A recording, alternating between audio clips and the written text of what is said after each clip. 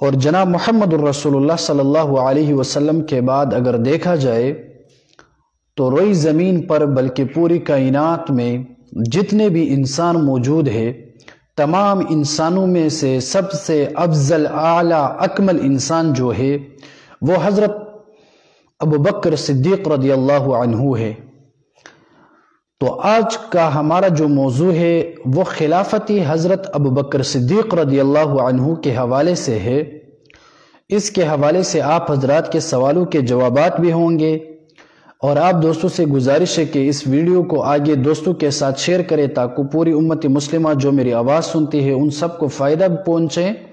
اور اللہ رب العالمین مجھے اس کے بدلے اجر فی الدارین عطا فرمائیں۔ تو سب سے پہلے تمام امت مسلمہ کا یہ بنیادی عقیدہ ہے کہ انبیاء کرام کے بعد سب سے افضل اعلیٰ اکمل اطہر شان شوکت والی جو شخصیت ہے وہ حضرت ابوبکر صدیق رضی اللہ عنہ کی شخصیت ہے، اور انبیاء کرام کے بعد سب سے بلند مقام جس کو اللہ رب العالمین نے عطا کیا ہے تو وہ مقام حضرت ابوبکر صدیق رضی اللہ عنہ کا ہے۔ اور اس کے بعد پوری امت مسلمہ کا یہ اتفاقی عقیدہ اور نظریہ ہے کہ نبی علیہ السلام کے بعد جو صحابہ کرام تھے ان صحابہ کرام میں سے خلیفہ بلا فصل اور جناب محمد الرسول اللہ صلی اللہ علیہ وسلم کے بعد مسلمانوں کا پہلا خلیفہ وہ حضرت ابوبکر صدیق رضی اللہ عنہ تھے۔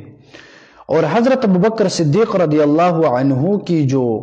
خلافت اور امامت تھی تو اس پر پورے صحابہ کرام کا اجماع تھا۔ حضرت علی رضی اللہ عنہ سے لے کر جناب محمد الرسول اللہ صلی اللہ علیہ وسلم کے آخری صحابی تک تمام صحابہ کرام کا حضرت ابوبکر صدیق رضی اللہ عنہ کی امامت اور خلافت پر اجماع ہوا تھا۔ اور جو لوگ بھی خلافتی حضرت ابوبکر صدیق رضی اللہ عنہ کے منکر ہے تو وہ لوگ دائرہ اسلام سے خارج ہے، اور اس کا اسلام کے ساتھ کوئی تعلق نہیں ہے، اور وہ لوگ دائرہ اسلام سے خارج ہے، کیونکہ جناب محمد الرسول اللہ صلی اللہ علیہ وسلم کے بعد سب سے زیادہ علمیت رکھنے والے انسان، سب سے زیادہ متقی پرہیزگار اور سب سے زیادہ اللہ رب العالمین سے ڈرنے والے جو تھے وہ حضرت ابوبکر صدیق رضی اللہ عنہ تھے۔ اور جناب حضرت ابوبکر صدیق رضی اللہ عنہ کو تمام صحابہ کرام میں سے سب سے زیادہ مہارت سیاسی امور میں حاصل تھی، اور یہ مہارت حاصل کیوں نہ ہو کہ ان کا اٹھنا بیٹھنا، ان کا کھانا پینا، بولنا چلنا وہ سب محمد الرسول اللہ صلی اللہ علیہ وسلم کے ساتھ تھے، اور سفر میں بھی محمد الرسول اللہ صلی اللہ علیہ وسلم کے ساتھ، حضر میں بھی محمد الرسول اللہ صلی اللہ علیہ وسلم کے ساتھ، جہاد کے میدان میں بھی محمد الرسول اللہ صلی اللہ علیہ وسلم کے ساتھ، غم میں بھی محمد الرسول اللہ صلی اللہ علیہ وسلم کے ساتھ تھے، اور خوشی میں بھی محمد الرسول اللہ صلی اللہ علیہ وسلم کے ساتھ تھے۔ راحت میں بھی محمد الرسول اللہ صلی اللہ علیہ وسلم کے ساتھ رہنے والے ابوبکر صدیق تھے، اور غم اور پریشانی میں بھی محمد الرسول اللہ صلی اللہ علیہ وسلم کے ساتھ رہنے والے حضرت ابوبکر صدیق رضی اللہ عنہ تھے۔ اور سامنے ایک بھائی نے کمنٹس کیا کہ بھائی آپ نے سامنے کون سی کتاب یا کون سا نوٹس رکھا ہے جس سے آپ استفادہ کرتے ہیں؟ تو اس کا جواب یہ ہے کہ اللہ رب العالمین کے کرم و فضل سے میں نے 50 علم الکلام کی کتابوں کا مطالعہ کیا ہے، اور ان تمام 50 کتابوں سے صحابہ کرام خصوصاً حضرت ابوبکر صدیق رضی اللہ عنہ کے خلافت اور افضلیت پر میں نے ان تمام 50 کتابوں کا نچوڑ اور خلاصہ اپنے ساتھ جمع کیا ہے، اور اس کو انشاءاللہ میں نوٹ کے طریقے سے میں انشاءاللہ اس کو لکھوں گا اور پھر اس کو کتابی شکل دے کر اس کو شائع کروں گا۔ یہ میرے اپنے لکھائی ہے، اور میں نے دراصل یہ ایک کتاب میں نے لکھی ہے، اور یہ کتاب ہے صحابہ کرام کے مراتب کے حوالے سے، صحابہ کرام کے خلافت کے حوالے سے، اور حضرت ابوبکر صدیق رضی اللہ عنہ کی فضیلت کے حوالے سے، لیکن ابھی یہ پورا نہیں ہوا ہے۔ میں نے علم الکلام کی کئی کتابوں کا خلاصہ اور نچوڑ جمع کیا ہے، میں انشاءاللہ وہ آپ حضرات کے ساتھ شیئر کرتا ہوں۔ تو حضرت ابوبکر صدیق رضی اللہ عنہ جو تھے وہ مسلمانوں کے پہلے خلیفہ تھے، اور ان کی امانت داری، دیانت داری وہ تمام صحابہ کرام سے بڑھ کر تھی، ان کی طاقت اور ان کی علمیت وہ بھی تمام صحابہ کرام سے بڑھ کر تھی۔ اور حضرت ابوبکر صدیق رضی اللہ عنہ وہ انسان تھے جو زندگی رسول اللہ صلی اللہ علیہ وسلم کی زندگی میں ہی رسول اللہ صلی اللہ علیہ وسلم کے مصلی پر کھڑے ہوئے تھے، یعنی جن کو حضور صلی اللہ علیہ وسلم کی زندگی میں امامت کی جو عظیم جو عزت ہے وہ حضرت ابوبکر صدیق رضی اللہ عنہ کو حاصل ہے۔ تو میں دوستوں سے گزارش کرتا ہوں کہ اس ویڈیو کو آگے دوستوں کے ساتھ شیئر کریں ثواب کی نیت سے، تاکہ کافی حضرات میری ان باتوں کو سن سکیں اور رافضی جو لوگ ہیں ان کے جوابات دے سکیں۔ تو اب آتے ہیں جو ضروری بات ہے وہ یہ ہے کہ حضرت ابوبکر صدیق رضی اللہ عنہ کی خلافت پر صحابہ کرام کا اجماع ہوا ہے، یعنی تمام صحابہ کرام نے حضرت ابوبکر صدیق رضی اللہ عنہ کے خلافت پر اجماع کیا ہے، اور حضرت ابوبکر صدیق رضی اللہ عنہ کے ہاتھ پر بیعت کر کے حضرت ابوبکر صدیق رضی اللہ عنہ کو اپنا امام اور اپنا خلیفہ تسلیم کر گئے تھے۔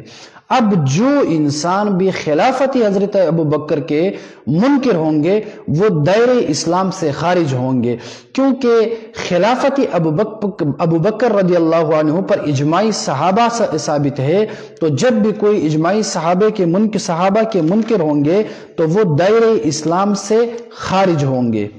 اب یہاں پر آتے ہیں ایک اعتراض کی اس طرف، جو رافضی جو لوگ ہیں ان کا ایک مشہور اعتراض ہے۔ وہ اعتراض یوں کرتے ہیں کہ حضرت ابوبکر صدیق رضی اللہ عنہ جو تھے ان کے خلافت سے بعض لوگوں نے اور بعض صحابہ کرام نے اختلاف کیا تھا، تو جب بعض صحابہ کرام نے اختلاف کیا تھا تو اس وجہ سے ان کے خلافت ثابت نہیں ہوتی، کیونکہ ان کے خلافت کے دوران اگر دیکھا جائے تو حضرت علی رضی اللہ عنہ، حضرت زبیر رضی اللہ عنہ، حضرت سعد بن عبادہ رضی اللہ عنہ، انہوں نے ان کے حضرت ابوبکر صدیق رضی اللہ عنہ کی ہاتھ پر بیعت نہیں کی تھی۔ جب بیعت نہیں کی ہے تو اس کی بنیاد پر خلافت ابوبکر رضی اللہ عنہ وہ ثابت نہیں ہے۔ تو یہ اعتراض دراصل رافضی لوگ کرتے ہیں۔ تو اس کا جواب میں یوں دوں گا کہ پہلا جواب تو جو ہے وہ الزامی جواب ہوگا کہ اگر بعض لوگوں کی وجہ سے اور بعض صحابہ کرام کی وجہ سے خلافت ثابت نہیں ہو سکتی، مطلب یہ کہ بعض صحابہ کرام اگر بیعت نہ کرے، ان کی بیعت نہ کرنے کی وجہ سے اگر خلافت کا ثبوت نہیں ہوتا، تو پھر میرا رافضیوں سے سوال یہ ہے کہ آپ حضرت علی رضی اللہ عنہ کی خلافت کو کیوں مانتے ہو؟ حضرت علی رضی اللہ عنہ کے ساتھ تو حضرت عائشہ رضی اللہ عنہ، حضرت طلحہ رضی اللہ عنہ، حضرت زبیر رضی اللہ عنہ اور حضرت ابن عمر رضی اللہ عنہ نے اختلاف کیا تھا۔ اب اگر صحابہ کے اختلاف کی وجہ سے خلافت کا ثبوت نہیں ہوتا تو پھر رافضی لوگ جو ہے وہ بھی حضرت علی رضی اللہ عنہ کے خلافت کو مانتے ہیں، حالانکہ حضرت علی رضی اللہ عنہ کے ساتھ کئی صحابہ کرام نے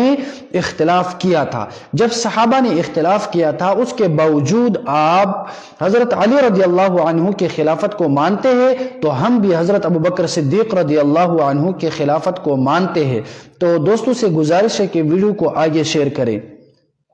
دوسرا جواب یہ ہے کہ انہوں نے بیعت کی تھی، حضرت علی رضی اللہ عنہ نے بھی اور حضرت زبیر رضی اللہ عنہ نے بھی بیعت کی تھی۔ یہ کافی احادیث کی کتابوں میں موجود ہے، اور اسی طرح اب میرا جو مطالعہ چل رہا ہے وہ علم الکلام کی کتابوں کا ہے، اور فی الحال میرا جو واسطہ ہے وہ علم الکلام کی کتابوں سے ہے۔ تو اب میں آپ حضرات کو صرف ایک کتاب دکھاؤں گا، یہ کتاب ہے التسدید فی شرح التمہید۔ تو التسدید فی شرح التمہید میں علامہ حسام الدین بن علی السغناقی رحمہ اللہ انہوں نے ایک روایت نقل کی ہے، جناب حضرت علی رضی اللہ عنہ سے یہ روایت نقل ہے، اور اس التسدید کے صفحہ نمبر 377 میں یہ موجود ہے۔ ایک تفصیلی روایت ہے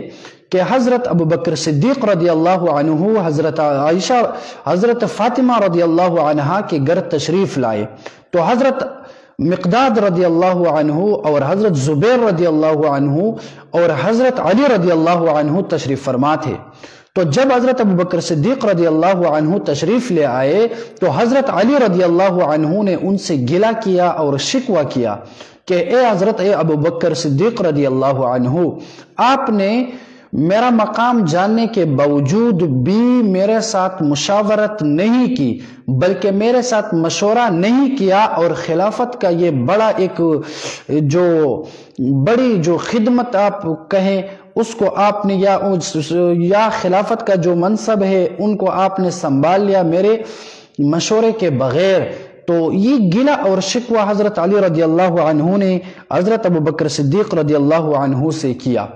تو حضرت ابوبکر صدیق رضی اللہ عنہ نے ان کو عذر پیش کیا کہ بھائی اللہ کی قسم، میں یہ مانتا ہوں کہ آپ اس کے لائق ہے کہ آپ سے مشورہ کیا جائے، لیکن ہمارے انصار بھائیوں نے جلدی کی، اس کی بنا پر ہم نے بھی جلدی کی، اور کیوں جلدی نہ کرتے؟ وہاں پر انصار اور مہاجرین کے مابین اختلاف پیدا ہوا، پھر اسی بنیاد پر بھی انہوں نے جلدی کی کہ جناب محمد الرسول اللہ صلی اللہ علیہ وسلم کا جنازہ کون پڑھائے گا، محمد الرسول اللہ صلی اللہ علیہ وسلم کو دفن کہاں کیا جائے گا؟ کیونکہ بعض صحابہ کرام نے کہا کہ محمد الرسول اللہ صلی اللہ علیہ وسلم کو دفن کرنے کے لیے، ان کا روضہ اقدس بنانے کے لیے مکہ مکرمہ کو رسول اللہ صلی اللہ علیہ وسلم کو مکہ مکرمہ لے جائیں گے، اور بعض صحابہ کرام نے کہا کہ نہیں، محمد الرسول اللہ صلی اللہ علیہ وسلم کو ارض فلسطین لے کر جائے، ان کو فلسطین کے سرزمین پر لے جاتے ہیں اور وہاں پر رسول اللہ صلی اللہ علیہ وسلم کا روزہ بناتے ہیں۔ اس کے علاوہ اس میں بھی اختلاف ہو جاتا کہ محمد الرسول اللہ صلی اللہ علیہ وسلم کا نماز جنازہ کون پڑھائے گا۔ تو یہاں پر اس اختلافات کی نوعیت کو دیکھ کر اور انصار اور مہاجرین کی اس اختلاف کو دیکھ کر حضرت ابوبکر صدیق رضی اللہ عنہ نے جلدی کی اور خلافت کے اس عظیم منصب کو اپنے نام کر دیا۔ تو وہاں پر انصار جو تھے انہوں نے کہا کہ خلیفہ جو ہے وہ ہم میں سے ہوگا اور خلافت جو ہے وہ ہم میں سے ہوگا۔ تو بہرحال خلاصہ یہ کہ حضرت ابوبکر صدیق رضی اللہ عنہ نے حضرت علی رضی اللہ عنہ سے فرمایا کہ انصار نے جلدی کی تو اسی وجہ سے ہم نے بھی جلدی کی۔ تب حضرت علی رضی اللہ عنہ نے فرمایا کہ بھائی ان کی روایت تسدید میں موجود ہے اور احادیث کی دیگر کتابوں میں بھی موجود ہے، انہوں نے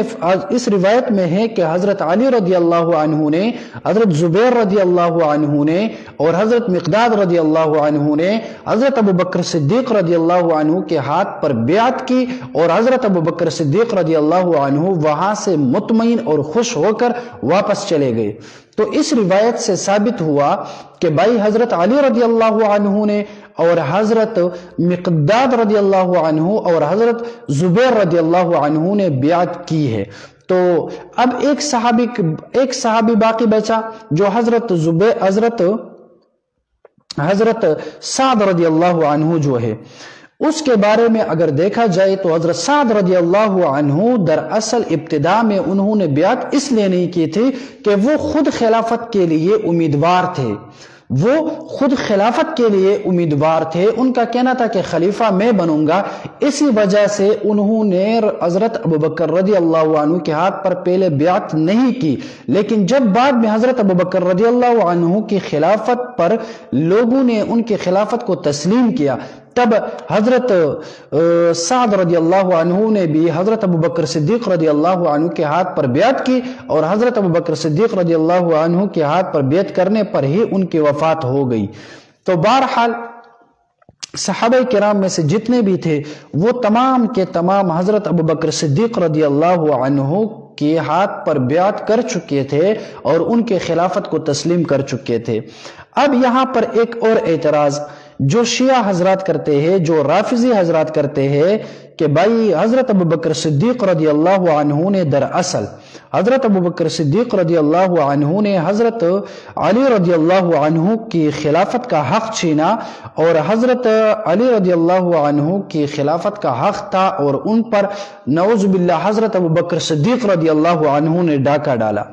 تو محترم ناظرین، جیسا کہ آپ کو بھی معلوم ہے کہ حضور صلی اللہ علیہ وسلم کے جو تمام صحابہ کرام تھے وہ محمد الرسول اللہ صلی اللہ علیہ وسلم کی باتوں پر عمل کرنے والے تھے، اور خصوصاً حضرت علی رضی اللہ عنہ جو تھے وہ بھی حق گو انسان تھے اور شیر خدا تھے، کبھی بھی کسی ظالم کے سامنے وہ کبھی بھی خاموش نہیں ہو سکتے تھے۔ اب رافضیوں کا کہنا یہ ہے کہ خلافت کا حق جو تھا وہ حضرت علی رضی اللہ عنہ کا تھا، لیکن حضرت ابوبکر رضی اللہ عنہ نے یہ حق چھین لیا۔ اور دوسرا وہ کہتے ہیں کہ یہ دراصل نص ثابت ہے، حضرت علی رضی اللہ عنہ کی خلافت پر نص ہے، موجود ہے کہ خلافت کے جو حقدار تھے وہ حضرت علی رضی اللہ عنہ ہے۔ تو اس حوالے سے اگر دیکھا جائے اور غور کیا جائے تو کیا حضرت ابوبکر صدیق رضی اللہ عنہ نے اگر حضرت علی رضی اللہ عنہ کا حق چھینا تھا تو تمام صحابہ کرام رسول اللہ صلی اللہ علیہ وسلم کے انہوں نے حضرت علی رضی اللہ عنہ کا ساتھ کیوں نہیں دیا؟ اگر حضرت ابوبکر رضی اللہ عنہ نے حضرت علی رضی اللہ عنہ کا حق چھینا تھا تو پھر حضرت علی رضی اللہ عنہ نے اپنے حق کے حصول کے لیے مطالبہ کیوں نہیں کیا؟ حضرت علی رضی اللہ عنہ نے اپنے حق کے اصول کے لیے، اپنے حق کے حصول کے لیے اپنے تلوار کو نیام سے کیوں نہیں نکالی؟ حضرت علی رضی اللہ عنہ جو باب خیبر کو فتح کرنے والے تھے اور ایک بہادر اور شجاع اور ایک بہادر انسان تھے، وہ کس طرح اپنے حق کو کسی دوسرے انسان کے لیے چھوڑ سکتے ہیں؟ اور سب سے جو بنیادی بات ہے، یہ رافضی اور شیعہ لوگوں کی طرف سے حضرت ابوبکر رضی اللہ عنہ پر اعتراض نہیں ہے، بلکہ یہ پوری امت مسلمہ کے جو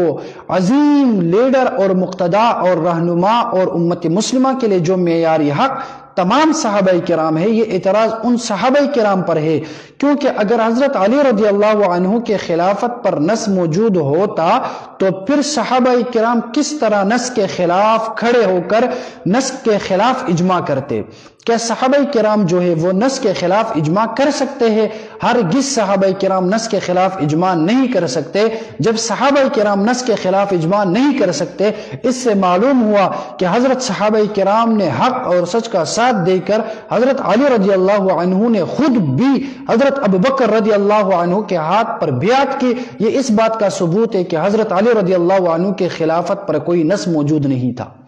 جب انصار نے خلافت کا مطالبہ کیا تو حضرت ابوبکر صدیق رضی اللہ عنہ نے فرمایا کہ الائمۃ من قریش، کہ بھائی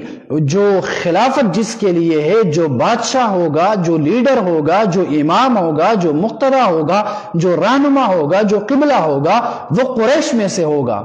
تو جب حضرت علی رضی اللہ عنہ بھی موجود تھے اور صحابہ کرام مدینہ منورہ میں موجود تھے، دیگر صحابہ موجود تھے، اگر صحابہ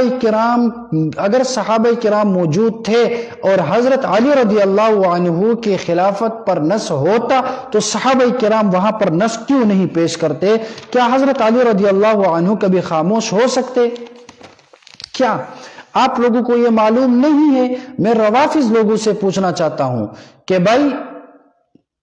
تمام صحابہ کرام جو تھے وہ موصوف تھے امر بالمعروف اور نہی عن المنکر کے ساتھ، یعنی صحابہ کرام جو تھے وہ امر بالمعروف کرنے والے تھے اور نہی عن المنکر پر وہ خوب عمل کرنے والے تھے۔ اگر خلافت کا حق حضرت ابوبکر رضی اللہ عنہ کا نہ ہوتا بلکہ حضرت علی رضی اللہ عنہ کا خلافت کا حق ہوتا تو پھر رسول اللہ صلی اللہ علیہ وسلم کے تمام صحابہ کرام کس طرح حضرت ابوبکر رضی اللہ عنہ کے ہاتھ پر بیعت کرتے؟ خود حضرت علی رضی اللہ عنہ کس طرح حضرت ابوبکر صدیق رضی اللہ عنہ کے ہاتھ پر بیعت کرتے؟ اور پھر دوسری بات کو دیکھا جائے کہ بھائی یہ اعتراض تو حضرت علی رضی اللہ عنہ پر بھی بنتا ہے، وہ کیسے؟ وہ ایسا کہ بھائی رسول اللہ صلی اللہ علیہ وسلم نے فرمایا کہ انا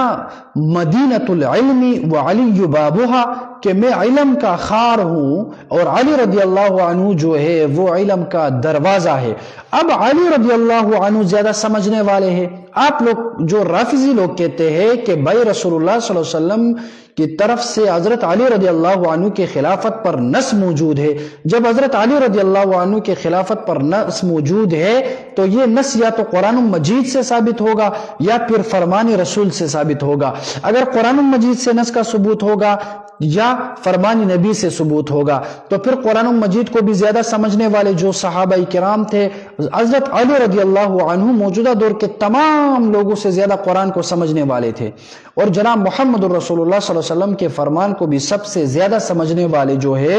وہ حضرت علی رضی اللہ عنہ تھے۔ تو جب حضرت علی رضی اللہ عنہ نص کو سمجھنے والے تھے تو پھر حضرت علی رضی اللہ عنہ کے خلافت پر اگر نص موجود ہوتا تو پھر انہوں نے نص کیوں پیش نہیں کیا؟ یا یہ کس طرح کا نص ہے جس کے بارے میں صحابہ کرام کو پتہ نہیں اور دور حاضر کے رافضیوں کو پتہ ہے اور شیعہ حضرات کو پتہ ہے؟ یہ کس طرح ممکن ہے کہ وہ صحابہ کرام نص پیش نہ کرتے؟ اس کے علاوہ اگر دیکھا جائے حضرت علی رضی اللہ عنہ جو تھے وہ ایک بہادر اور نڈر اور ایک مضبوط انسان تھے اور شیر خدا تھے، اور اس کے ساتھ ان کے نکاح میں لختی جگری محمد الرسول اللہ صلی اللہ علیہ وسلم کی بیٹی جنت میں عورتوں کی سردار حضرت فاطمہ الزہرا رضی اللہ عنہا بھی ان کے ساتھ موجود تھے، حضرت حسین رضی اللہ عنہ، حضرت حسن رضی اللہ عنہ بھی موجود تھے، اور اسی طرح حضرت عباس رضی اللہ عنہ بھی موجود تھے۔ ان تمام صحابہ کرام کے موجودگی میں کس طرح کوئی حضرت علی رضی اللہ عنہ کے حق پر ڈاکہ ڈال سکتے ہیں اور حضرت علی رضی اللہ عنہ سے ان کے خلافت کا حق چھین سکتے ہیں؟ یہ تو بالکل ممکن ہی نہیں ہے کوئی شیر خدا سے ان کا حق چھینے۔ اب یہاں پر میں ان رافضیوں سے پوچھنا چاہتا ہوں اور شیعہ حضرات سے پوچھنا چاہتا ہوں کہ کیا آپ لوگ حضرت علی رضی اللہ عنہ کے حق میں گستاخی نہیں کرتے؟ کیا آپ حضرت علی رضی اللہ عنہ کے گستاخ نہیں ہے؟ کیا آپ نعوذ باللہ حضرت علی رضی اللہ عنہ کو کمزور اور نعوذ باللہ بزدل سمجھتے ہیں کہ کوئی حضرت علی رضی اللہ عنہ کے حق پر ڈاکہ ڈالے اور حضرت علی رضی اللہ عنہ خاموشی اختیار کرے؟ کیا آپ لوگ اس طرح بات کرتے ہوئے آپ لوگوں کو شرم بھی نہیں آتی کہ بھائی حضرت علی رضی اللہ عنہ شیر خدا ہے جو ذوالفقار اپنے ہاتھ میں پکڑ کر کافروں کا سر تن سے جدا کر دیتے ہیں، جو کافروں کے خون کا سیلاب بہا دیتے ہیں، تو وہ کس طرح اپنے حق پر کسی اور کو ڈاکہ ڈالنے کی اجازت دے گی؟ اس سے معلوم ہوتا ہے کہ جو رافضی لوگ ہیں ان کے پاس نہ دلائل موجود ہوتے ہیں، نہ ان کے پاس قرآن و سنت سے کوئی ثبوت ملتا ہے، لیکن بس وہ اپنے عقل اور اپنے بڑوں کی گمراہ کردہ راستے پر چلنے میں کوئی دقت نہیں کرتے، اور بس من پسندی ایک منگڑ دین انہوں نے بنایا ہے اور وہ اپنے چھوٹوں کو سکھاتے ہیں۔ تو میرے تمام باتوں کا خلاصہ اور مقصد یہ ہوا کہ بھائی اگر حضرت ابوبکر صدیق رضی اللہ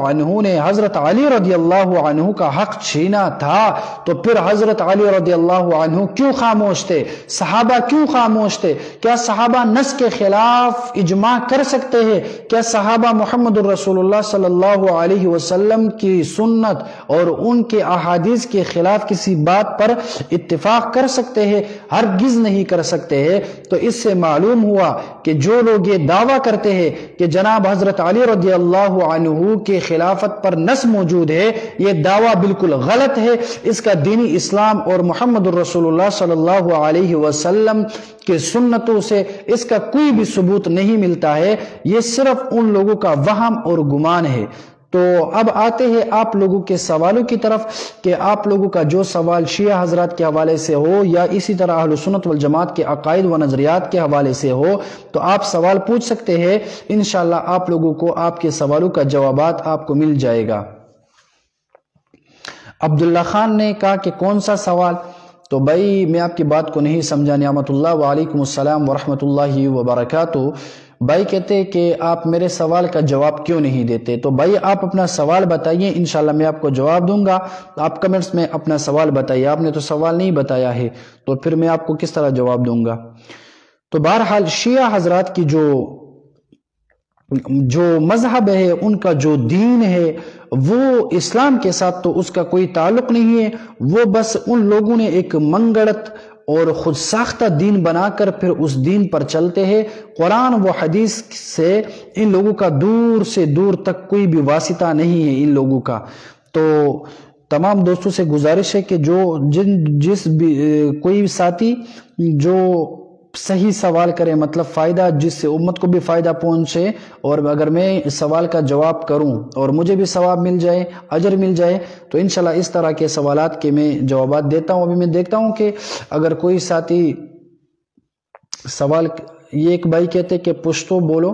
بھائی دراصل یہ موضوع ایسا ہے کہ اس پر اردو میں بات کرنا ضروری ہے، کیونکہ اکثر جو روافظ ہوتے ہیں وہ بھی پنجابی ہوتے ہیں اور اردو سمجھنے والے ہوتے ہیں، ان کو پشتو سمجھ نہیں آتی. اسی وجہ سے ہم نے اردو میں بات کی. حفیظ اسامہ کہتے کہ آپ جلسے پر کیوں نہیں آئے؟ تو بھائی میں دراصل مصروف تھا، کہیں اور تھا، بہت کافی دور تھا، اسی وجہ سے میں جلسے میں شرکت نہ کر سکا. خان اللہ رب العالمین آپ کو سلامت رکھے، جزاکم اللہ خیرہ.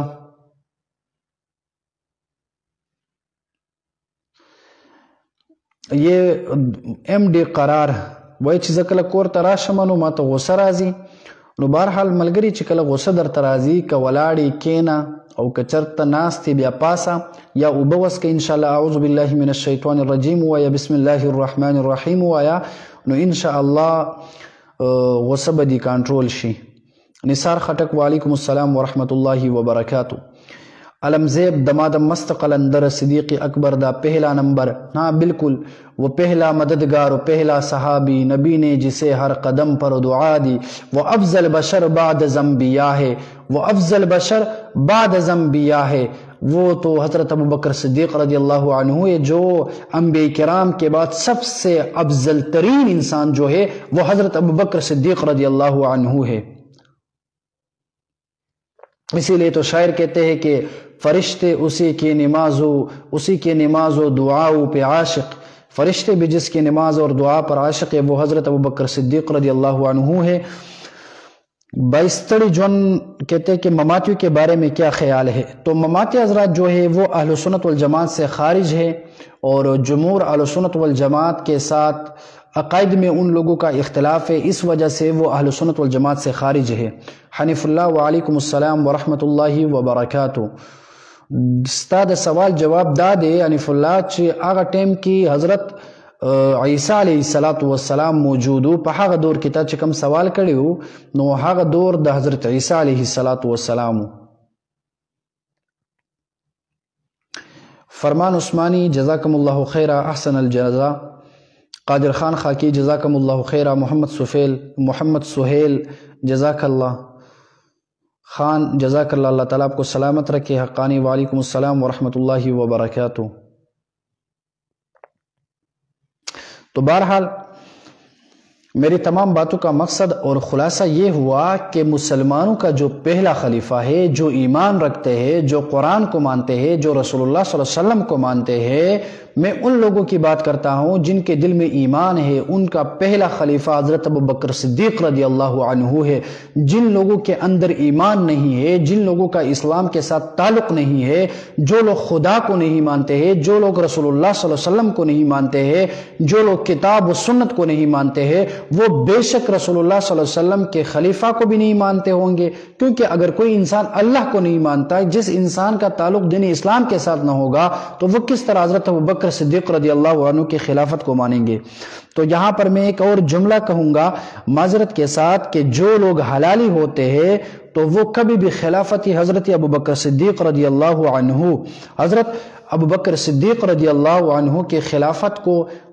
سے انکار نہیں کرتے ہیں. محمد اسماعیل وعلیکم السلام ورحمت اللہ وبرکاتہ. ابو حسان جو ہے ان کا سوال یہ ہے کہ حضرت فاطمہ الزہرا رضی اللہ عنہ جو تھے وہ شہید تھی یا نہیں؟ تو بھائی یہ ایک اہم مسئلہ ہے. رافضیوں نے اپنی کتابوں میں منگڑت روایات پیش کی ہے کہ نعوذ باللہ حضرت عمر رضی اللہ عنہ نے نعوذ باللہ حضرت فاطمہ رضی اللہ عنہ پر حملہ کیا تھا، ان کے دروازے کو توڑ دیا گیا تھا اور پھر ان پر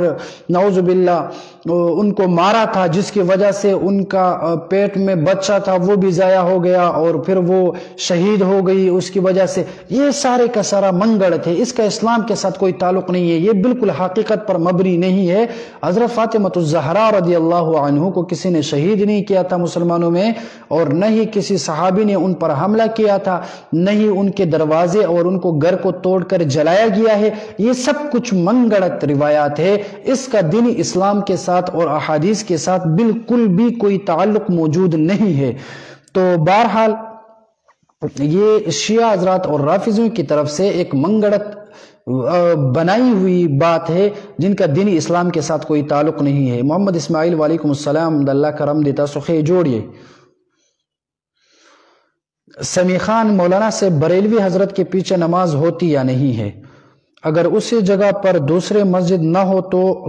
خاص کر نمازی جمعہ، تو بھائی بریلویوں کے پیچھے اگر کوئی دوسری مسجد موجود نہ ہو تو بے شک بریلویوں کے پیچھے آپ نماز پڑھ سکتے ہیں۔ ہمارے بعض لوگ جو ہے وہ اس غلط فہمی کا شکار ہے کہ بھائی اگر کوئی دوسری مسجد موجود نہ ہو اور بریلویوں کی مسجد ہو تو پھر بریلویوں کے پیچھے نماز نہیں پڑھ سکتے، یہ غلط بات ہے۔ اگر آپ بریلویوں کے پیچھے نماز پڑھیں گے تو یہ تنہا نماز پڑھنے سے 100 مرتبہ میرے ہاں بہتر ہے، بلکہ میرے ہاں نہیں بلکہ میرے اکابرین علماء دیوبند کے ہاں یہ بہتر ہے، کیونکہ جماعت کا جو ثواب ہے وہ تنہا نماز سے کئی گنا زیادہ ہے۔ احادیث سے ثابت ایک روایت میں 27 درجہ زیادہ ثواب لکھا گیا ہے۔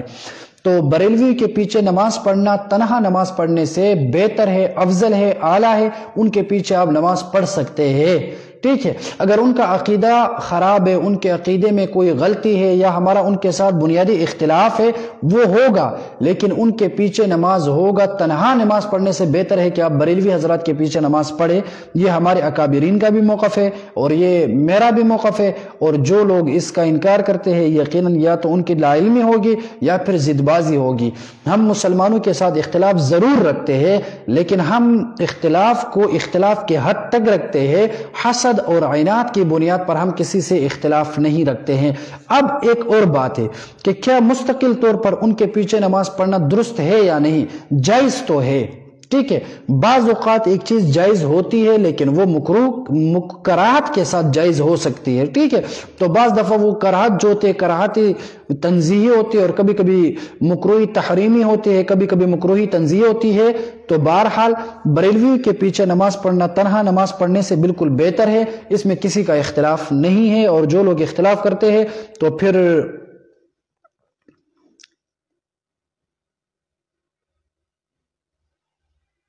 ابو حسان بھائی آپ ایسا سوال کریں جس سے کوئی فائدہ پہنچے امت کو۔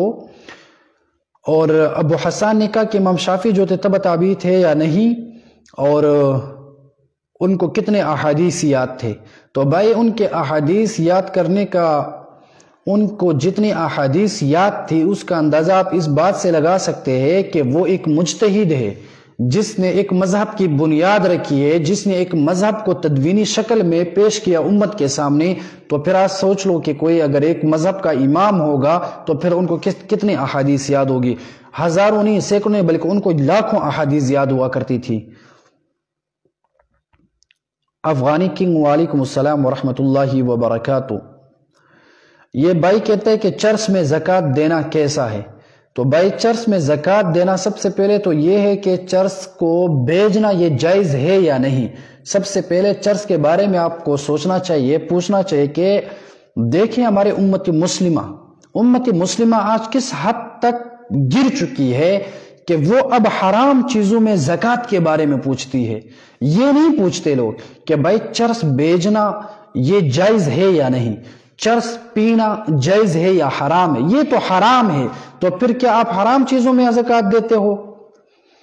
چرس کے کتنے نقصانات ہیں، کتنے لوگ ذہنی مریض بن جاتے ہیں، کتنے لوگوں کی زندگی تباہ ہو جاتی ہے، کتنے لوگ اپنے پریوار کے دشمن بن جاتے ہیں اس نشے کی بنیاد پر، کتنے لوگ اپنے اولاد سے دور ہوتے ہیں، کتنے لوگ اس نشے کی بنیاد پر اپنے اولاد اور اپنی بیوی کو، اپنے بچوں کو محبت دینے سے محروم ہوتے ہیں اس نشے کی بنیاد پر۔ آپ کو اس نشے کی بنیاد پر لوگوں کی زندگی کی فکر کرنی چاہیے کہ بھائی اس کی وجہ سے کتنے لوگ اپنے جان سے ہاتھ دھو بیٹھے ہیں، کتنے لوگ اپنے پریوار سے ہاتھ دھو بیٹھے ہیں۔ آپ کو اس حرام کام میں، حرام چرس کی کمائی میں آپ کو زکوٰۃ کی فکر ہے۔ اللہ رب العالمین آپ لوگوں کو سمجھنے کی توفیق عطا فرمائے، بلکہ حرام چیزوں سے خود کو بچانا چاہیے۔ حرام چیزوں میں زکوٰۃ دینا اور نہ دینا یہ تو دور کی بات ہے، لیکن حرام چیزوں سے بائیکاٹ کرنا اور حرام چیزوں سے خود کو بچانا یہ ضروری ہے۔ اور اکزی وعلیکم السلام ورحمۃ اللہ وبرکاتہ۔ طالب جان وعلیکم السلام ورحمۃ اللہ وبرکاتہ۔ باغ فدق کے بارے میں بتائیے۔ تو باغ فدق کے بارے میں کیا بتاؤں بھائی، آپ سوال کریں، اگر باغ فدق کے بارے میں جو رافضی لوگ جو منگڑت باتیں پیش کرتے ہیں اس کی کوئی حقیقت نہیں ہے، اگر اس کی میں رافضیوں سے ایک سوال کرتا ہوں کہ یہ لوگ باغ فدق کے حوالے سے حضرت ابوبکر صدیق رضی اللہ عنہ پر اعتراض کرتے ہیں، تو جب حضرت ابوبکر صدیق رضی اللہ عنہ پر اعتراض کرتے ہیں تو میں ان لوگوں سے پوچھنا چاہتا ہوں کہ کیا حضرت علی رضی اللہ عنہ کی خلافت میں جب تمام تر اختیارات حضرت علی رضی اللہ عنہ کے پاس تھے تو کیا اس وقت حضرت علی رضی اللہ عنہ نے باغ فدق کو لے کر اپنے بچوں کو دیا تھا، یا پھر حضرت فاطمہ الزہرا رضی اللہ عنہ کے حوالے کیا تھا کہ بھائی حوالے کیا تھا یا نہیں؟ ٹھیک ہے، میں رافضوں سے پوچھتا ہوں کہ حضرت علی رضی اللہ عنہ نے کیا کیا تھا باغ فدق کے حوالے سے، اس سے آپ خوب سمجھ سکیں گے کہ حضرت علی رضی اللہ عنہ زیادہ سمجھنے والے تھے۔ رداء الحق، اللہ رب العالمین آپ کو سلامت رکھے۔ صادق خان، وعلیکم السلام ورحمۃ اللہ وبرکاتہ۔ حامد الحق میدانی کہتے کہ جانان کیا صیغہ ہے، اس میں تعلیل کرو۔ بھائی میں یہاں پر صرف کا کلاس لینے نہیں آیا ہوں، اور سب سے پہلی بات تو یہ کہ جانان کا لفظ جو ہے یہ عربی ہے یا پشتو ہے یا اردو ہے، یہ کس گرامر کے اندر آپ اس میں تعلیل کرنا چاہتے ہیں؟ میں یہاں پر صرف اور نحو کے قواعد کو چھیڑنے کے لیے نہیں آیا ہوں، ایک دن اس پر بھی ہم موضوع رکھیں گے انشاءاللہ، صرف اور نحو کے موضوع پر بھی انشاءاللہ ایک دن بات ہوگی، لیکن آج کا جو آج کی جو مجلس ہے اور آج کا جو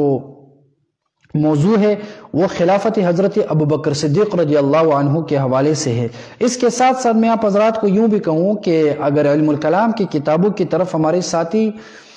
تھوڑا سا مطالعہ کرنے کی کوشش کرے اور علم الکلام کی کتابوں کو دیکھو گے تو انشاءاللہ آپ لوگوں کو کافی فائدہ ہوگا، اور علم الکلام کے کتابوں میں آپ کو تمام تر موضوعات پر انشاءاللہ آپ لوگوں اگر تھوڑا تھوڑا بھی مطالعہ کریں گے تو انشاءاللہ اللہ رب العالمین کا آپ کو کافی فائدہ دے گا اور آپ کو کافی فائدہ ہو سکتا ہے۔ تو اب یہاں پر یہ ایک کتاب ہے میرے ہاتھ میں، تسدید فی شرح التمہید، علامہ حسام الدین رحمہ اللہ کی کتاب ہے، یہ بہت بہترین کتاب ہے، خصوصاً حضرت صحابہ کرام رضوان اللہ تعالی علیہم اجمعین کی خلافت، حضرت ابوبکر صدیق رضی اللہ عنہ کی خلافت کے حوالے سے، اور اسی طرح جو رافضی لوگوں کے جتنے تر اعتراضات ہوتے ہیں ان کے جتنے اعتراضات وہ اس کتاب میں آپ کو جوابات مل جائیں گے۔ اس کے علاوہ اگر آپ کتاب کو دیکھنا چاہتے ہیں، اصول الدین حضرت امام محمد البزدوی رحمہ اللہ کی کتاب، جو ابو الیسر محمد البزدوی رحمہ اللہ کی کتاب، وہ اگر آپ دیکھ لیں تو اس میں بھی آپ لوگوں کو کافی جوابات مل سکتے ہیں۔ اور اسی طرح شرف الاکبر کی، جو شرف الاکبر مولا علی قاری صاحب کی کتاب، یا ابو المنتہی کو آپ دیکھو گے تو انشاءاللہ کافی فائدہ آپ لوگوں کو ہوگا۔ اسی طرح سنوسیہ اگر آپ دیکھ لو گے تو انشاءاللہ آپ لوگوں کو کافی فائدہ ہوگا۔ دوستوں سے گزارش ہے کہ دور حاضر میں مطالعہ انتہائی لازمی ہے۔ ہمارے اکثر ساتھی جو ہے وہ سنی سنائی باتوں کی وجہ سے دھوکہ ہو جاتے ہیں، جب رافضی لوگ ان کے سامنے بات کرتے ہیں تو پھر وہ حیران رہ جاتے ہیں۔ جب آپ مطالعہ کے میدان میں انشاءاللہ اترو گے تو پھر ان چھوٹے موٹے سوالات سے کبھی بھی آپ نہیں گھبرائیں گے، بلکہ انشاءاللہ منہ توڑ جواب دے سکتے ہو۔ صادق خان، یو سڑی پر جرابو باندې مسح کوي، که دغه جرابې نه مراد دغه موجوده کم عام جرابې چې خلک اچوي که په دې باندې مسح کوي، دا بالکل ناجایز ده، دې پسې مونځ کول د دې هم مونځ نه کیږي، او چې څومره کسانو مونځ وکړله د هغې مونځونه هم نه کیږي۔ که چرته د جرابو ذکر په کتاب کې وي یا په سنت کې وي، هغې نه مراد دا جرابې نه دی، بلکې هغې نه مراد هغه موزې دي کم چې د سرمنو نه جوړ وي۔ یو خو دا ده چې هغه شلیږي نه، په میلونو فاصلو باندې ته سفر وکړي بغیر د پیزار نه په هغه جرابو کې، یعنی په موزو کې، نو بیا هغه شلیږي نه، بل هغه چې ته اوبو کې کېږدي نو هغه اوبه دننه نه راځي، خپل لمدېږي نه، نو بل هغه چې ته کله په ځمکه باندې کېږدي هغه دغه شان د بوټ په شان په خپل نیغ ودرېږي، نو دغه شان د جرابې کوي بیا ټیک ده۔ که چېرته د عام جرابې وي کوم چې عام خلک استعمالوي، نو په دې کې بالکل مسح کول په دې باندې مسح کول بالکل دا جائز نہ دا مزن کے گی۔ ابو حسان، صحابی کو کافر اور گالی دینے سے مسلمان کافر ہو جاتے ہیں یا نہیں؟ سب سے پہلا بات تو یہ ہے کہ مسلمان کبھی صحابی کو نعوذ باللہ نہ تو کافر کہہ سکتا ہے اور نہ گالی دے سکتا ہے۔ جو بھی صحابی کو نعوذ باللہ کافر کہے یا گالی دے وہ دائرہ اسلام سے خارج ہے، اس کا اسلام کے ساتھ کوئی تعلق نہیں ہے۔ حمید الله میدانی کې ته ویختو څومره سنت دی کتابو ذکر کړی دا چې لما فرا جمعه 3 قسم ویختان د رسول الله صلی الله علیه وسلم نه ثابت دی عموما کتابو دا ذکر کړی دا دین علاوه نور کتابونو لکه مرقات د مولا قاری صاحب شو یا دغه شان د فتاوا فریدیه د مفتی فرید صاحب نور الله مرقده دا شو کدا تاسو وګورئ نو دی کې د رسول الله صلی الله علیه وسلم د سنت ویختان یعنی د رسول الله صلی الله علیه وسلم ویختان د دې اوګونه ترخکته پورې هم رسول الله صلی الله علیه وسلم نه ثابت دی دا 3 کم صورتونه چې دی دا مشهور دی وختي تا د نحو سوال هم کړیو نو دلته به تاسو مثال په تور اسی پوهې د پاره درته وایم چې ګوره مونږ کله چې نحو میر وایو نو مونږ د اسم او د فعل علامت وایو د اسم په علامت کې مونږ وایو حرف جر داخلي دغه شان تنوین راتلل نو دا یو څو علامات دي کله چې ته شر جامع وایي یا دغه شان نور شروحات ته وګوري نو د نحو میر په ځای باندې د نحو میر نه په هغه کتابو کې ډیر زیات اقسام د علامت د اسم بیان کړي شوی دي خو د نحو میر کې چونکه ابتدایي او مشهور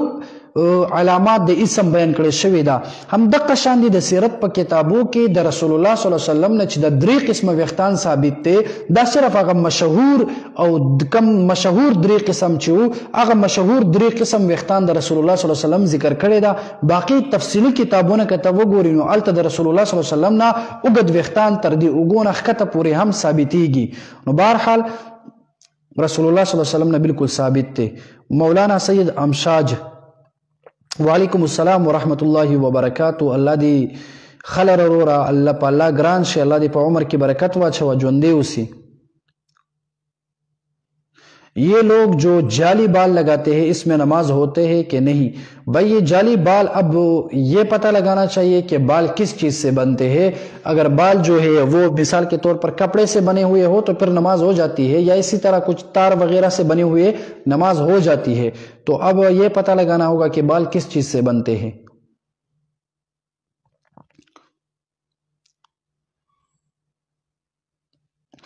بورجان د مولانا محمد زاهد کوثری صاحب په اړه معلومات راکا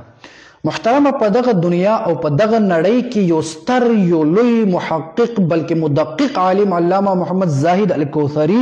رحمه الله تیر شوی دا بلکې د حنفیت دغه بنیادونه مضبوطول او د حنفیت د مذهب دفاع کول او د حنفیت مسائل په دلیل سره ثابتول او په حنفیت دغه مذهب باندې د غیر اعتراضات او اشکالات راتلل دا ټول اشکالات او جواب ورکون کې انسان ستر یو عالم محقق مدقق عالم زاهد الکوثری رحمه الله چې هغه دغه حنفیت دغه بنیاد مضبوط کړی دا او د حنفیت مضبوطه دفاع کړی دا خصوصا دغه مصر په علاقو کې د عربو په علاقو کې دغه محمد زاهد الکوثری نور الله مرقده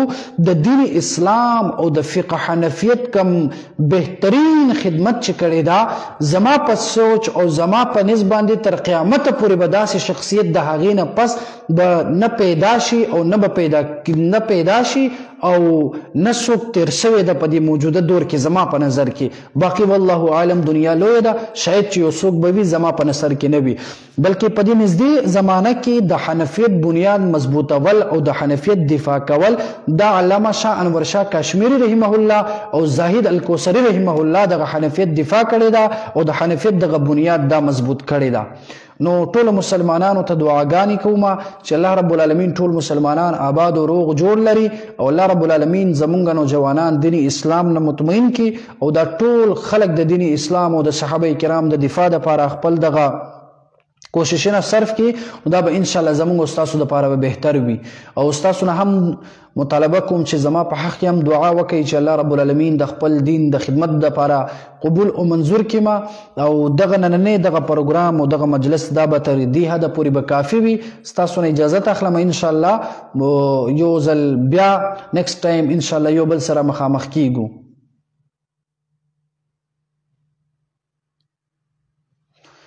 یہ بھائی کہتا ہے کہ بنوری ٹاؤن والے کہتے ہیں کہ صحابی کو کافر ہونے سے کوئی کافر نہیں ہوتا، نعوذ باللہ من ذالک، اللہ اکبر، یہ بالکل جھوٹ ہے، بنوری ٹاؤن پر الزام ہے، آپ ان کا مطالعہ کریں بھائی، الزام نہ لگاؤ۔ صحابی کو تو چھوڑو، بلکہ ایک انسان اگر ایک مسلمان عام مسلمان کو بھی کافر کہے تو وہ خود کافر بن جاتا ہے بھائی، حدیث ہے، یہ کفر اس کی طرف لوٹ جاتا ہے۔ صحابہ تو وہ ہے جس کے بارے میں رب ذوالجلال نے اعلان فرمایا ہے، اولئک هم المفلحون، اولئک هم الراشدون، اولئک هم اور اسی طرح رضی اللہ عنہم ورضوا عنہ، اگر ان کے بارے میں کوئی اس طرح نامناسب الفاظ کہے تو بھائی وہ تو دائرہ اسلام سے بالکل خارج ہو سکتا ہے، اس